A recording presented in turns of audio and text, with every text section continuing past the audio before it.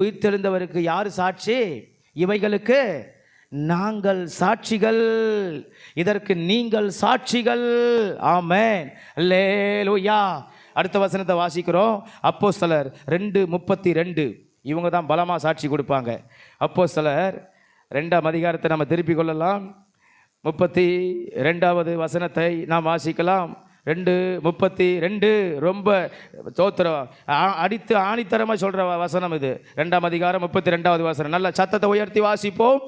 இந்த இயேசுவை தேவன் எழுப்பினார், இதற்கு நாங்கள் எல்லாரும் சாட்சிகளாக இருக்கிறோம்.